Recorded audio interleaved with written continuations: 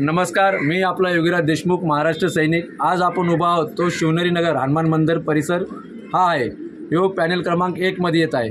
गेली 8-10 वर्ष झालं इथंही एकही काम केलं जात नाही। फक्त इथं सांगितलं जातं की बाबा 10 लाख रुपये पास झालेत, 15 लाख रुपये पास झालेत, 20 लाख पास झालेत, 25 लाख पास झालेत, पण तो पैसा जातो कुठं?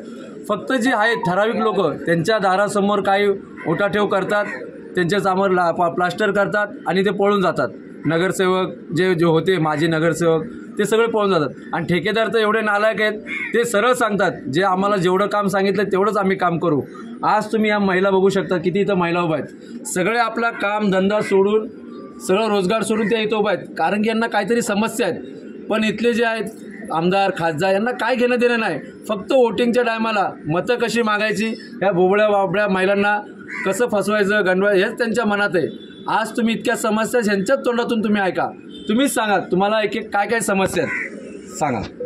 आगे आमच्या इथं आता 10 वर्ष झालं आम्ही सांगतो ह्याला बनव शिड्या त्याला बनव शिड्या, येतात आश्वासन देतात आणि जातात, एक सुद्धा येत नाही आमच्या इथं। का पावडर टाकणारा येत ना कचरवाला येत, आम्ही जायचं कुठं ते आम्हाला सांगा म्हणजे आम्ही जातो। बरोबर, हेच आहे ना, हेच प्रश्न आहे, हाच प्रश्न आहे। 10 वेळा काय कचरेवाल्याचे बाबा कचरेवाला येत नाही, पावडरवाला येत नाही, कचरवाल्याला जर आम्ही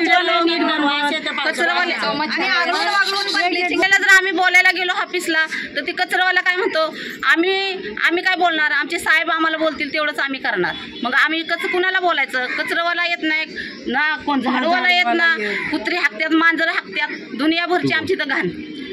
हाँ, हमारे यहाँ 8-10 साल से कुछ भी नहीं काम होता है। सिर्फ इलेक्शन के टाइम आते हैं, बोलते हैं कि करेंगे और करते तो कुछ भी नहीं है। झाड़ू वाला भी नहीं आता हमारे यहाँ पे, ना कचरा उठाने वाला आता है, और काम तो 10-12 साल से हुआ ही नहीं है हमारे यहाँ पे।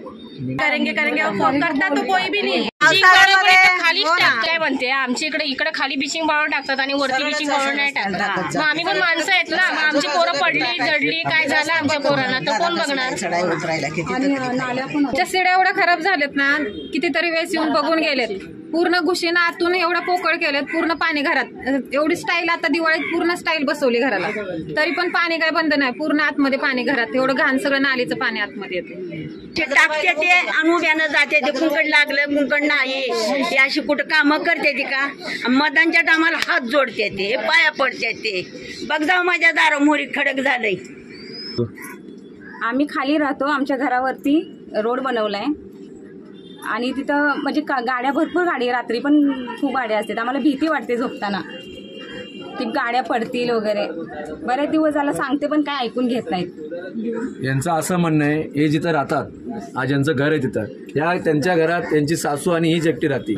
त्यांच्या जे घरात राहतात ते खड्ड्यात एकदम घर आहे आणि त्या घराच्या वरती कमीत कमी 50 ते 60, 20-25 गाड्या लागतात आणि त्या लागलेल्या गाड्या कधीही गाडी एखादी पडून दुर्घटना होऊ शकते। तर हे वारंवार इथले जे काय 3-4 नगरसेवक आहेत, खास करून महिला नगरसेवक आहेत, त्यांना सांगितलं यांनी वारंवार की इथं काहीतरी आम्हाला संरक्षण भिंत बांधून द्या, काय द्या, पण सगळेजण दुर्लक्ष करतात।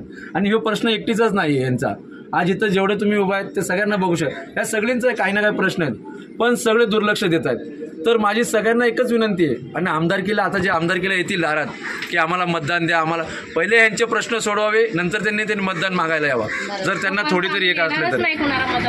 यांचं असं तोपर्यंत आम्ही कुणाला मतदान करणार नाही। आमचे शिड्या बनले पाहिजे आणि आमच्याकडे सगळेजण आले पाहिजे, कचरेवाले, ब्लिचिंग पावडरवाले सगळे आल्याशिवाय ते मंदिरची जागेची सुविधा कोणीच काय करत नाही। किती खड्डे पडले तिथे, आता रोड तुटायला आलाय, आता ते रोड तुटला का घरं बी पडतील काय? नाही, आज तुम्ही या सगळ्या महिलांच्या समस्या ऐकल्या असतील की नाली गटार या सगळ्या समस्या ऐकल्या असतील।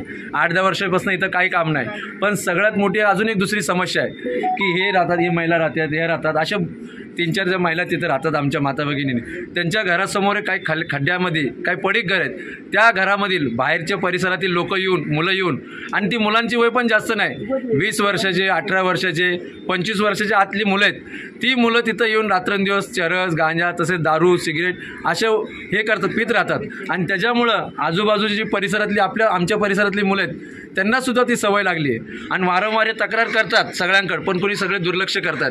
तरी माझं आता सर्व पोलीस प्रशासन आणि उल्हासनगर महानगरपालिकेच्या अधिकाऱ्यांना सांगणं आहे की या परिसरातली लवकरात लवकर स्वच्छता करावी आणि जे हे ड्रग गांजा असे काय वळतात पोरं जे नशाखोर होत चाललेत, या परिसरातली, त्यांच्यावर लक्षात यंत्रणा आणावी, नियंत्रण करावं, हीच आमची त्यांना नम्रतेची विनंती आहे. चांगली लाईन लावा. जय हिंद, जय महाराष्ट्र, जय मनसे.